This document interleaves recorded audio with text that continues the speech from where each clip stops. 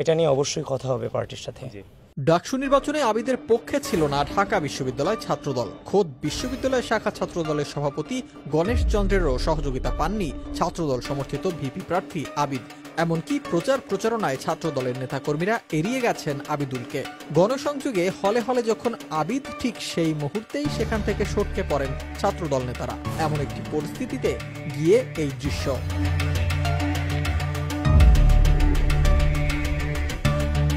যেখানে দেখা যায় আবিদ আসার খবর জেনেই ছাত্রদল নেতারা চলে গেছেন। এই ভিডিওতে সেই দৃশ্যটি ধরা পড়ে। পার্টিকে নালিশ দেবেন আবিদ এমন কথাও বলা শুরু করেন। তখনই বুঝতে পারেন সাংবাদিকের মাইক্রোফোন তার শার্টে লাগানো। হতচকিত হয়ে পড়েন, খুলে দেন মাইক্রোফোন। কিন্তু তখন আর বোঝার বাকি রইল না আবিদকে সহযোগিতা করছে না ছাত্রদল।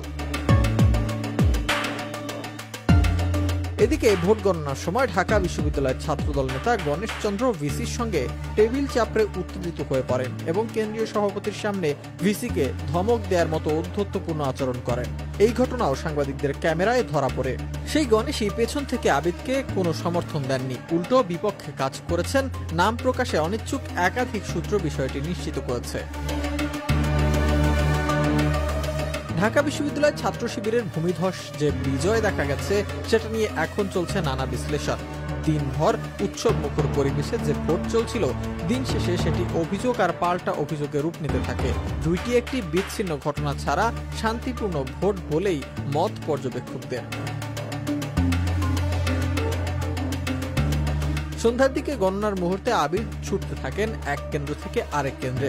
তখন প্যানেলের সদস্য ছাড়া উল্লেখযোগ্য কোনো ছাত্রদল নেতা ছিল না তার সঙ্গে।